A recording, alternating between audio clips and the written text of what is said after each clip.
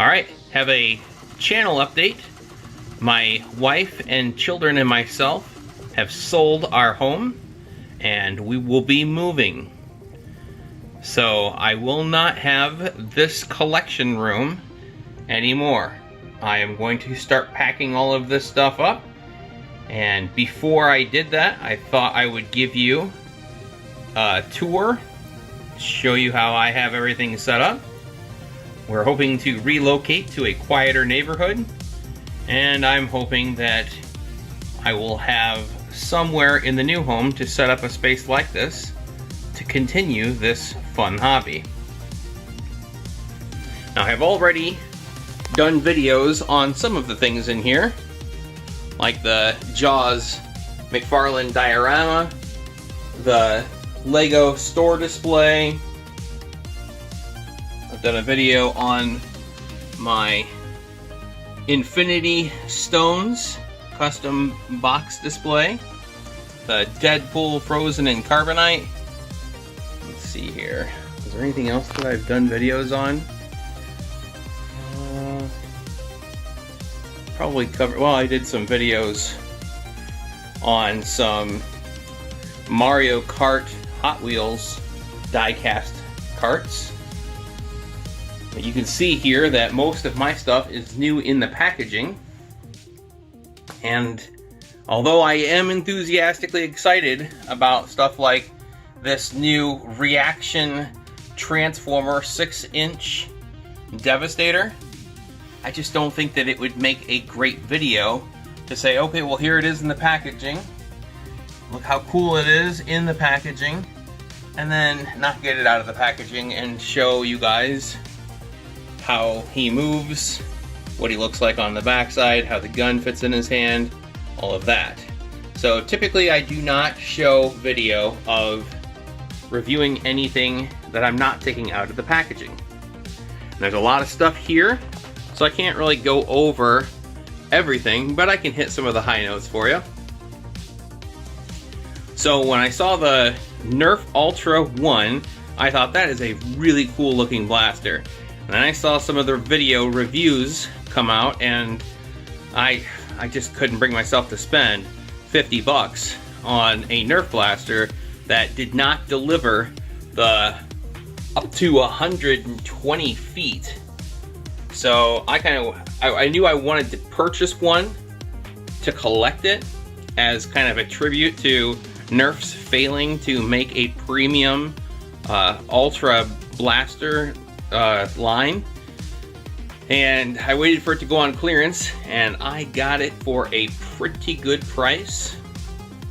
And I'll just keep it in the package and collect it. I have a custom figure that I have been working on. I still need to do some more layers of paint on him, but this is a Pee-wee Infantry K-Bot from the video game Total Annihilation from the 1990s. This is made out of wood. I work at a custom woodworking shop, and I made him out of maple. There is no moving parts on him. He is just a solid figure. I'd like to make some custom packaging for him to make it look like he was a toy for sale in a legit store.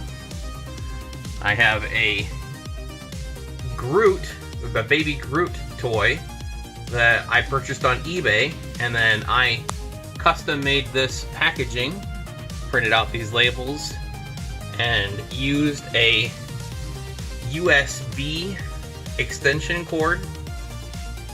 And this was the packaging that cord came in. Put him in there, printed out the bomb so that he's pointing at the bomb. And so that's a custom packaging, along with the custom packaging for the Deadpool that I made. So I like to make some stuff that's one of a kind. I got these Nerf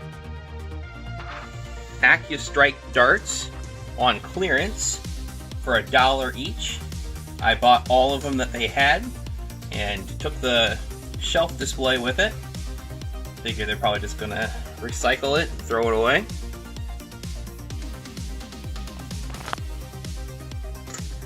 Let's see here, I collected baseball cards as a kid. Really liked collecting Nolan Ryan. And I have sold my collection that I had as a kid, but wanted to have a few graded cards. They're not worth anything. They might be worth $7 to $10 each. This Score 1991 Coopertown Nolan Ryan was something that I saw at my local fairground. There was a collecting card set up, where a guy got a couple tables out and was selling some cards at a booth. And I really wanted to get that when I first saw it, but it was something he was asking more money than I had as a kid. But I ended up getting it later, and now I have one that's graded. Let's see here. I really like the Napoleon Dynamite action figure. Have a Dread Pirate Roberts. There was a guy on eBay, I'm not sure that he's still selling them, but he was selling some fan-made collectibles from Seinfeld. There's Little Jerry, the cockfighter. And then there is a Marble Rye collectible. I have seen the apartment set replica, and boy, I would really like to get something like that, but I haven't been able to bring myself to spend $400 on a single item for my collection. Most of my stuff that I have purchased, it falls in the like $10 to $30 price point. There are a few things that I have spent some extra money on.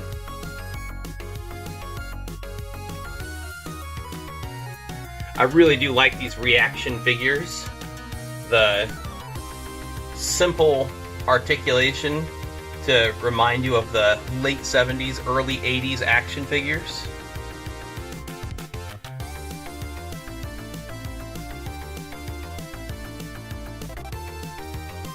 Pinky and the Brain was one of my favorite cartoons. I liked the silly take over the world theme. And in this display, they're going over some blueprinted plans to take over the world. Here is the McFarlane Batman Hellbat suit. And I was watching a YouTube video while I was listening to it while I was working, and they were describing the uniqueness of this Batman action figure. And I thought, well, that sounds really cool. And then shortly thereafter, I saw one in GameStop and picked it up just before all this pandemic stuff happened and everything shut down. Right after the pandemic lifted and we were able to get out and about, I was at a GameStop and I said, "You have anything new?" And the guy picked this up from behind the counter and said, "Well, I have this." There was a guy who pre-ordered it, came in, decided he wanted to spend his money on something else, and passed on this. And I said, well, if he's not going to buy it, I will take it.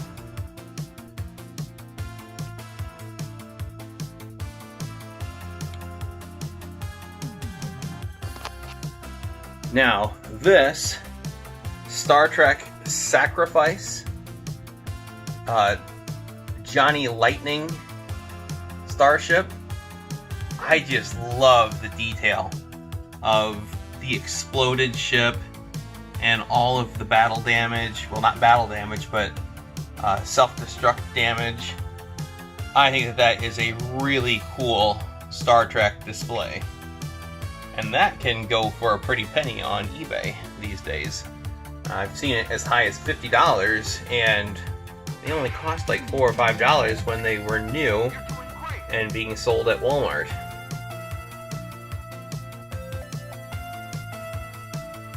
We've got some new Micro Machine cars. I think that's pretty fun that they brought that back.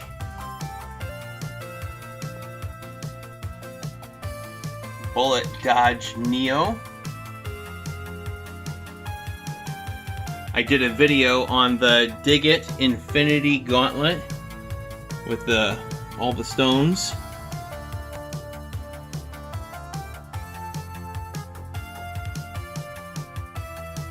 The good old snowman from the Rudolph special with a Toys R Us clearance sticker. I always think it's fun when you're going to buy something on eBay and you're able to find something that has a Toys R Us sticker on it. This is my original Game Boy. It does not work anymore, but that was my original Game Boy. Lots of good times were had on that. Speaking of Toys R Us, this was the last thing that I purchased at Toys R Us. This 3-pack of Nerf Elite missiles. Got it on clearance as they were closing their doors. Something like 85% off. But considering it was Toys R Us and they went out of business for being so overpriced as it was, I'm sure it was probably $15 or $20 to start with. I really like that they made a home improvement Hot Wheels. Like I said, I did collect sports cards when I was younger, so I think it's fun to display some of that stuff from when I was younger. I found this Nerf Maverick Rev 8 on Facebook. It was only $5. I thought, well, that would be something fun to display in the collection. It was one of my favorite Nerf dart guns. And that was when they had the actual suction cups.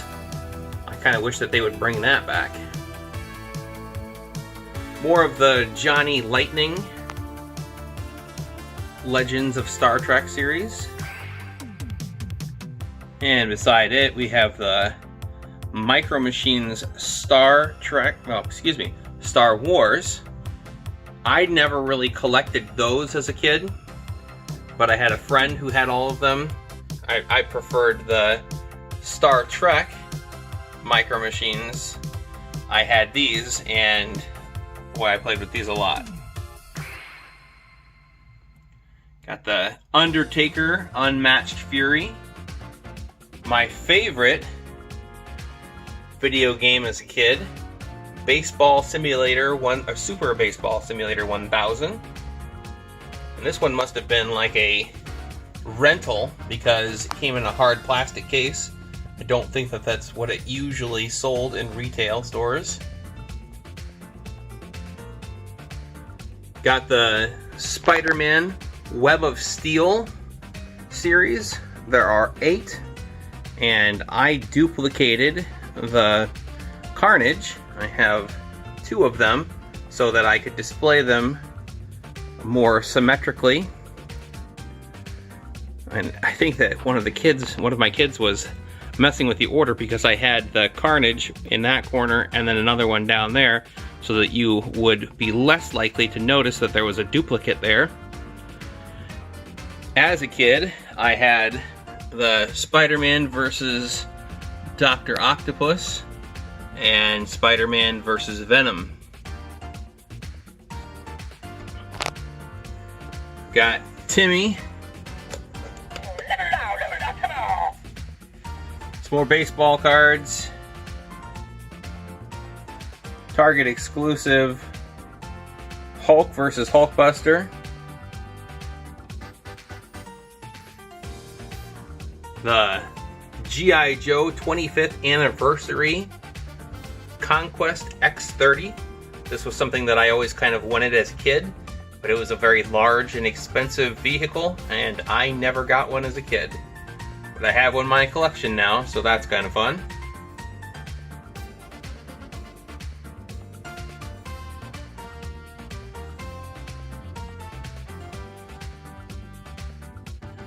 This Mario set here, the Bowser Lava Battle set. I saw this when it originally came out. They were flip-flopped. The Bowser was on the right and the Mario was on the left, and that seemed more natural to me because usually when you approach Bowser, you're coming in from the left, heading to the right. This is one of the things that my kids have been interested in taking off my hands. Usually, I will have something in my collection that they'll want, and they will negotiate with me, can I do some chores to acquire that from you? And eventually they wear me down, and I just find something else to replace it in the collection. But this one here, I really liked. I found it about a little less than a year ago, and they've been working on me, but have not been able to get me to part with it just yet. I worked at a Toys R Us for a little while, and while I was working there, they had these McFarlane Ultimate Team sets, and I think that they had one Chicago Bears and a few Green Bay Packers. And the Chicago Bears are the team that I followed as a kid, but the package that they had at the Toys R Us that I was working at, one of the characters had popped out of their space. They kind of just press fit into that plastic, and if this packaging is dropped, it is possible, if not likely, that one of the characters is going to come dislodged from that packaging, and I don't think it would display as nicely as it does now with all of the characters carefully placed in the packaging. I passed on it because one of the characters was loose in the packaging, and it was kind of pricey. I had just gotten married at that time, and I think it was like $30, $35, maybe $40, and I picked this one up for $40 shipped. So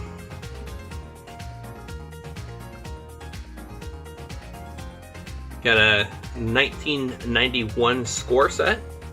My brother and I chopped some firewood, and my father bought us one of these sets back in 1991. And my brother and I spent a night of excitement splitting the set up. And I would say you can have the Dream Teams if I can have these laser cards. And we split up all of the little subsets inside the set and had a great time that night doing it. I have a few things suspended from the ceiling. This is the Imperial Star Destroyer sitting next to the USS Enterprise A. I also have suspended from the ceiling a time machine from Back to the Future. Behind it, I have a sealed new VHS copy of Independence Day. I liked this movie as a kid, and it has that Magic Motion card on the front where you can watch the ship blast the Capitol building. I don't know if sealed VHS cassettes will ever be worth anything, but I thought it was kind of fun to find that and put it in the collection. This AccuStrike Alpha Hawk, I found that on clearance.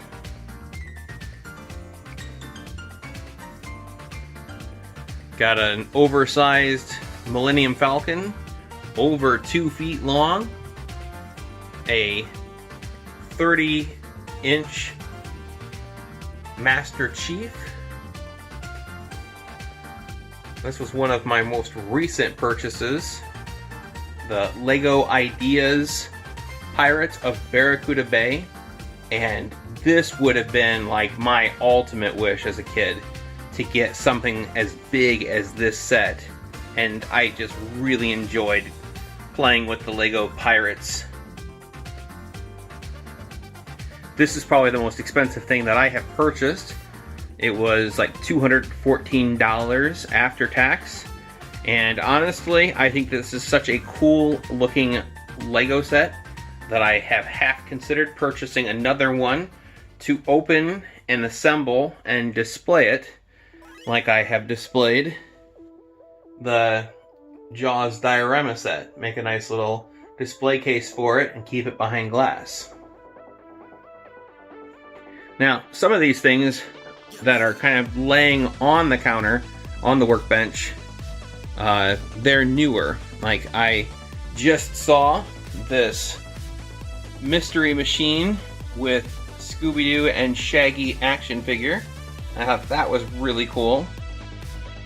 And they had this Lego set on clearance. So a lot of things that I have in my collection, I find it on clearance and I pick it up. And I just think it's a lot of fun with the appearance of having a toy store in your house. But when I would pick up something new, I only had so much space, and I had to knock something off of the pegboard to make room for the new thing. And this was kind of my overflow section. I had it on a bookcase outside of the shop. I'd put it on Facebook Marketplace or eBay, and I would sell them to get money for the next fun purchase.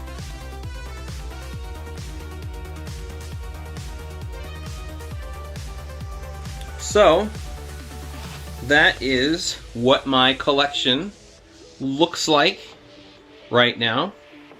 I am hoping that the next place that I move into will have a space like this that I can display all of my collected toys. So, alright, well, thanks for checking out my videos.